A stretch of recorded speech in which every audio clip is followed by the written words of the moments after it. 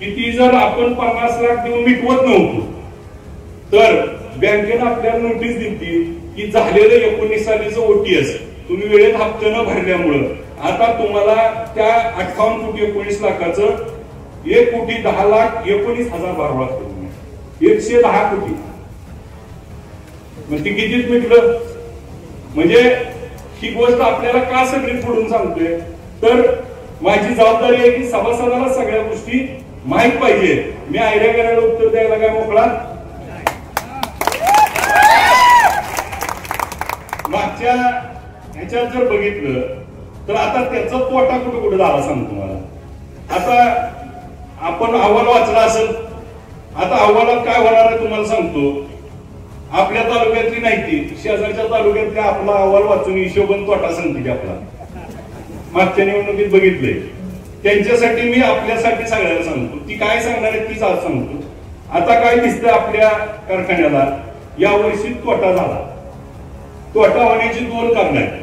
एक जी 46 कोटी रुपये म्हणजे 34 कोटी मुद्दल 46 कोटी रुपये व्याज ही 80 कोटी कापून घेतली पण त्याची तरतूदच आपल्या मागच्या बॅलन्स शीटला केलेली नव्हती. त्यामुळे आता 46 कोटी व्याज तर गेलं. त्यामुळे ती 46 कोटीचा तोटा आपल्याला दिसतोय. आणि मागच्या वर्षी आपल्याला पण माहिती आहे की 2825 रुपये भाव द्यावा लागला. आता काय आपण 2825 2850 असं करत 3000वर नेतो. वरचा भाव जी द्यायचा आहे त्याच्यासाठी अनुदान म्हणून आपण दिलं कारण आपल्याला तसा भाव नियमानं म्हणून मग ती तोटा आपल्याला वरचा जी दिला असा दाखवावा लागतोय. ही गोष्ट सगळ्याला माहित असावी म्हणून ही सगळ्या गोष्टी आपण सगळ्या समोर मांडतोय. आज बँक ऑफ बडोदाच्या 245 लोकांचं त्या ठिकाणी आता खातं क्लिअर झालंय आणि बँक ऑफ इंडियाच्या 843 लोकांचं त्या ठिकाणी आता खातं क्लिअर झालंय. आज याचबरोबर आपल्या कारखान्याला जसं मगाशी आपल्याला सांगितलं की आपल्या कारखान्यात जी नवीन त्याचं उदाहरण म्हणून फक्त एक आपल्याला सांगतो की आता आपण कारखान्याची मशिनरी दुरुस्ती नूतनीकरण आणि नवीन याच्यासाठी आतापर्यंत 76 कोटी 91 लाख रुपये आतापर्यंत खर्च केला आणि म्हणून आता आपला कारखाना तो 14,000 टनाला चालणार आहे. आता याच्यातलं काय होतं तर काही जण म्हणते ह्याचं पैसे त्याला मागच्या व्यापाऱ्याचं देण्यापेक्षा नवा कारखाना होणं महत्वाचं होतं नाही. बरं आता आपण जी टाकलंय 8,000 टनाच्या एफपीबी 8,000 स्क्वेअर मीटरच्या एफपीबी टाकल्यात. त्या एफपीबी कर्मचारी बसलेत त्यांना पण माहिती आहे की आता सगळ्यात ऍडव्हान्स टेक्नॉलॉजी टाकली. त्यामुळे पुढचे 25 वर्ष आता आपल्या कारखान्याला मागे वळून बघायची गरज नाही. आणि मग पॅन सेक्शन आपण ऑटोमेशन मध्ये घेतलाय. सर्क्युलेटर टाकलेत. पूर्वीची उल्का मिल ऑटोमेशन वर आहे. बॉयलर ऑटोमेशन वर झाले. आता टर्बाइन ऑटोमेशन आणि आता बॉइलिंग हाऊस आणि पॅन सेक्शन ऑटोमेशन. सेंट्रिफ्युगलला आपण वाढवलंय. ह्याच्यामुळं आपल्या कारखान्याचं त्या ठिकाणी मिलिंग टेंडम 3 होते. त्यातले 2 आपल्याकडे आहेत. एक पूर्वीचाच आपल्या काळाच्या आधी विकला गेला होता. त्यामुळे 2 मिलिंग टेंडम मध्ये एकच चालू होता. आता आपल्याला दोन्ही मिल चालवून आपल्याला दोन्हीच्या माध्यमातून क्रशिंग करता येईल. मला या निमित्तानं फक्त एक आकडेवारी सांगतो. आपला कारखाना 1973 ला नोंदणी झाला आणि 1979 ला ट्रायल सीझन झाला 1979 ते 80 आणि मग अण्णांच्या काळामध्ये 1979 ते 85 1250चा 2000 टन झाला. त्याला त्या ठिकाणी 6 वर्ष लागली 1250चा 2000 करायला. मग 1985 ते 90 साली त्या ठिकाणी 5 वर्षात तो 2000चा 3500 टन केला. 1500 टन वाढवला. मग 1990 ते 2001 त्या ठिकाणी 10 वर्ष लागली 3500चा 5000 करायला. त्यानंतर 2010 ला आपल्याला 7500 करायची मान्यता मिळाली आणि तो सुरू झाला त्या ठिकाणी 2001 ला आपल्याला 5000 टन झाला. 2016 साली 16 वर्षानं 5चा 7.5 झाला 2500 वाढला. किती वर्ष लागली 16. आम्ही निवडून आलोय 2022 ला, 7.5चा आता 14 केलाय 3 वर्षात. आज काही गोष्टी सांगत असताना आपल्याला जी 76,19,00,000 रुपये एक्सपान्शनला खर्च करावा लागले, याचा पुढच्या काळात आपल्याला 4 गोष्टीत फायदा होणार आहे. पहिला फायदा काय होणार आहे, तर 220 टन स्कीम आपल्याला कारखान्याला आहे 3 बॉयलरची, आणि त्या 3 बॉयलर वरती पूर्वी आपलं 30 टन 30 मेगावॅट टर्बाईन होतं. आता आपण 3 आणि 2.5 जुनं त्या ठिकाणी चालू करायला घेतलंय. ते 5.5 मेगावॅट वाढल्यामुळं आपल्याला जुन्या टर्बाईन मधनं कारखाना चालेल, आणि जे मोठे त्याच्यातनं आपण लाईट एक्सपोर्ट करू. आपल्या इतिहासात आपण निवडून आल्यापासून सगळ्यात जास्त एक्सपोर्टचा देखील आपलाच उच्चांक आहे. आणि मग आता पुढच्या काळामध्ये 6 कोटी युनिट लाईट एक्सपोर्ट करण्याचा त्या ठिकाणी आम्ही उद्दिष्ट ठरवलंय, आणि त्याच्या माध्यमातून आपल्याला मोठा फायदा शेतकऱ्याला दर देण्यासाठी होणार आहे. याचबरोबर त्या ठिकाणी आपल्या कारखान्याचं जे डिस्टिलरी प्रकल्प आहे हा 30,000 लिटरचा होता, त्याला मॉडिफिकेशन करून 50-55,000 केलं. गेल्या वर्षी दोन्ही कॉलम त्या ठिकाणी डिस्ट्रॉय झाले, त्या ठिकाणी बदलले, आणि आता आपल्या सगळ्यांच्या माध्यमातून गेल्या वार्षिक सभेत देखील इथेनॉल प्रकल्प 100 केएलपीडीचा टाकण्याची आपण सूचना मांडली होती, आपण मान्यता दिली होती, आणि त्याचं आता काम चालू आहे. त्यामुळे 100 केएलपीडी 1,00,000 लिटरची इथेनॉलची आता आपली काम सुरू आहे, आणि ती आपल्याला जानेवारी पर्यंत चालू होईल. म्हणजे आपली एक्सपान्शन करण्याची जी भूमिका आहे त्याच्या मागचं कारण असं आहे की आपल्या भागातला ऊस वाढलाय, आपलं इकडे उत्पादन वाढलंय, आणि मग आपला ऊस वेळेत जायला पाहिजे. शेतकरी नाराज न होता तर आपल्याला गाळप करण्याच्या दृष्टीने आम्ही काही पावलं उचलले. त्याच्यामुळं त्या नूतनीकरणासाठी म्हणजे आपण जर बघितलं असेल तर आपल्याला जी MSC नॅशनल फेडरेशन म्हणजे NCDC कडनं जे कर्ज आलं आणि उर्वरित जे आपण साखरेतनं तयार केलं, असं सगळं जवळजवळ आपल्याला 76 कोटी, आणि त्याचा जर आपण GST आणि ही पकडला तर आज 100 कोटीच्या आसपास आपला खर्च होतोय. आता मुद्दा असा आहे, आपल्याला आले 267 कोटी, त्याच्यात आपण मग काही जणांनी सांगितलं 1100-1200 कोटी कर्ज आहे कारखान्यावर. मला त्या निमित्तानं पण ते आपल्याला सांगायचंय की आपल्या कारखान्यावर कर्ज किती आहे. की आपल्या कारखान्याचा जर आपण विचार केला तर आता फक्त आपले पाटील साहेब MSC बँकेत बसले, फक्त MSC बँकेचं त्या ठिकाणी कर्ज सोडता आता आपण bank of Baroda, bank of India, NCDC ही सगळं कमी केल्यामुळं आपल्याला 392 कोटी कर्ज होतं आपण निवडून यायच्या आधी, आणि व्याज वेगळं. आजच्या तारखेला आपण आतापर्यंत ती जी देणी द्यायची होती त्याच्यातलं उदाहरण म्हणून तुम्हाला थोडक्यात वाचून दाखवतो की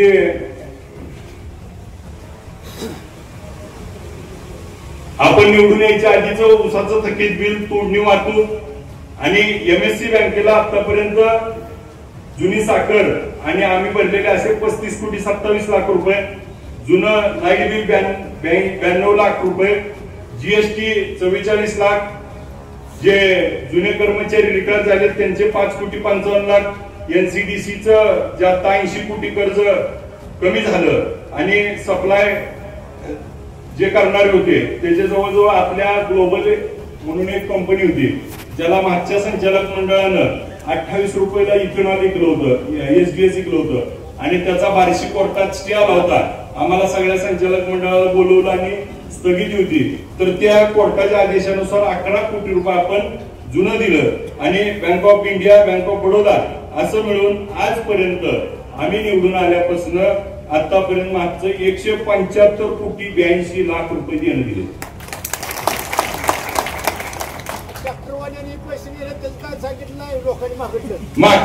वसूल करायचे की आता सगळ्याला केसी चालू आहे, त्या सगळ्याच्या नोटिसा काढल्या, बोर्डावर आल्या, सगळ्याच वसूल करायचं चालू आहे.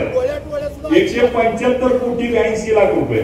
मला तुम्हाला सांगायचा उद्देश असा आहे की एका बाजूला कर्ज वाढलं सांगितलं जातं, पण दुसऱ्या बाजूला कर्जातनं कर्ज कमी झालंय, कर्जातनं देणं पण कमी झालंय जे आपल्याला. आणि आता आपण जर बघितलं तर आता आपल्याला जे कर्ज राहिले त्या कर्जाच्या बाबतीत 292 कोटी जी कर्ज होतं ते आता आपल्याला गेल्या वर्षीचं 347 कोटी धरल्यामुळं आता ते 392चं कमी होऊन 272 झालं आणि नवीन घेतले 347 केल्यामुळं 665 कोटी कर्ज आता आपल्याला आहे. त्याच्यातलं जे 347 कोटी आपण घेतले त्याचं देखील आतापर्यंत 18 कोटी रुपये फेडले गेल्या वर्षी. हप्ता पाडलाय की हप्ता आपला चोख गेलाय. आता जी एनसीडी एमएससी बँक आहे जे आपले त्यांच्याशी आपल्या बोलणं चालू आहे आणि त्याच्यातनं मार्ग काढला पाहिजे, कारण मुद्दलापेक्षा व्याज जास्त आले आणि त्याच्यात तोडगा काढायसाठी राज्याच्या मुख्यमंत्र्यांकडे आणि त्यांच्याकडे प्रस्ताव दिलाय आणि त्याच्या माध्यमातून आपल्याला तो देखील तोडगा काढण्याची भूमिका आम्ही त्या ठिकाणी घेतोय. मला या निमित्तानं अनेक गोष्टी त्या ठिकाणी आहेत, परंतु आपल्याला ज्याला वाटत असेल की बाबा मला ह्या विषयी कळाला नाही तर माझी आपल्या निमित्तानं विनंती आहे की तुम्हाला कुणाला जरी काय कळालं नाही असं वाटलं तर मला येऊन भेटा, मी तुम्हाला हिशोब देतो, लेखी द्या, लेखी उत्तर देतो. कारण आपण जी काय प्रश्न विचारताय त्याला उत्तर देणं माझं कर्तव्य आहे. परंतु आपण कुठल्याही बाबतीत कारखान्याची बदनामी होईल असं कोणी न वागल्यामुळं जर आपल्याला उद्या बँकेकडनं आपल्याला जे ओटीएस करायचंय, उद्या कारखाना चालवायचा आहे, ह्याच्यासाठी लागणाऱ्या गोष्टी असतात. आता आपल्याला जे कर्ज मिळालं त्याच्यातले आपले 76 कोटी रुपये नवीन करायला गेले, त्याला जीएसटी सहित जी रक्कम गेली आणि आता मूळ मुद्दा असा आहे की आता कारखान्याचे जी पैसे मिळाले होते त्याच पैशात ह्या वर्षी आता आपण टोळ्याला पैसे दिलेत सगळ्याला 2 हप्ते, तिसरा हप्ता 2 दिवसात द्यायचा आहे. तर आतापर्यंत आपण 52 कोटी 59 लाख रुपये टोळ्यांना हप्ता दिला. आता 8 कोटी रुपये द्यायचे राहिले, तिसरा हप्ता दिला की टोळ्या आणायला मोकळ्या झाल्या. बऱ्याच जणांनी येऊन माझ्याकडे घेऊन बी गेली तिसरा हप्ता, संतो बाबा हसायला लागले. तर कारखाना चालू होऊन आतापर्यंतच्या काळात बंद काळात पगार 7 कोटी रुपये दिली आणि देखभाल दुरुस्ती मशिनरी 14 कोटी 75 लाख रुपये, म्हणजे आजच्या तारखेला 74 कोटी 34 लाख रुपये हे पैसे खरचले. टोळ्याला पैसे दिले म्हणजे पैसे दिले नाही, हे पैसे आले कुठनं? 1 रुपया कर्ज घेतलं, मागच्या पैशाचं शिल्लक तेवढं पूर्वत आणलंय. ते कारखान्यात 150 कोटी घेऊन दुसऱ्याला चालवायला द्यायला गेली. आम्ही मात्र त्यातलंच मागवलं नाही, माझ्यावर टीका करत असतील.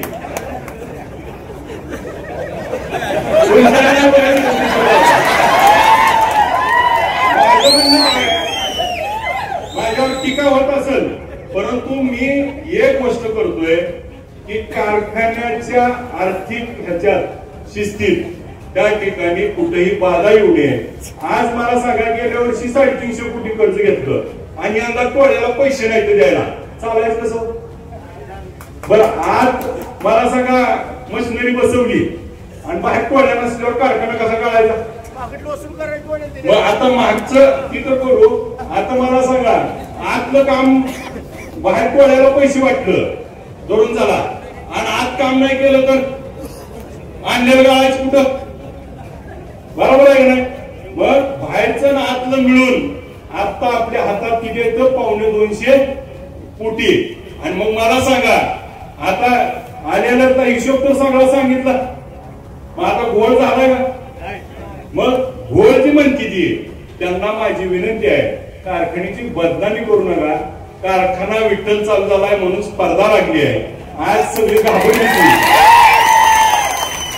आणि कुणी जर कुणाची सुपारी घेऊन कारखाना बंद पाडत असेल तर सभासद माफ करणार.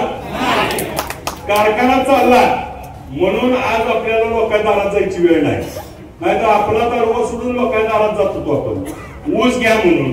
दराचं तर बोलताच येत नव्हतं, काट्यावर तर बोलतच. पण आज मला सांगा टरकली ती ना विठ्ठलला, ती कुणाची ताकद आहे? तर त्या विठ्ठल सहकारी साखर कारखान्याची ताकद आहे, त्या विठ्ठलाचं नाव आहे त्यात. त्यामुळे त्या कारखान्याच्या बाबतीत कुणी वाकड्या नजरेनं आणि वाकड्या पद्धतीनं बघू नये. कारखान्याच्या बाबतीत तुम्हाला काय वाटतंय, तुमचं जी वाटतंय ते आम्हाला येऊन सांगा, आम्ही त्याचं सगळं उत्तर देऊ. परंतु कारखाना चालवताना मला टोळ्या, रिपेअर मेंटेनन्स, पगारी असेल, मागचा हे आतलं काम करायचंय, ह्याला मी पहिले प्रायोरिटी देणार. आणि मग जुनं देणं कवाचं 1857च्या बंडातलं आलं मग उडकायला लागलं का नाही. पण जर कारखाना चांगला नाही चालला तरी देऊ शकतो का. त्यामुळं कारखाना चांगला चालवणे ही माझी पहिली प्रायोरिटी आहे. कारखान्याच्या शिवाय त्या ठिकाणी कुठलंही कुणाचंही ऐकत नाही. म्हणून मला जरी टीका होत असली पण कारखाना आपला या वर्षी आपल्याला चांगल्या पद्धतीनं चालवायचा आहे.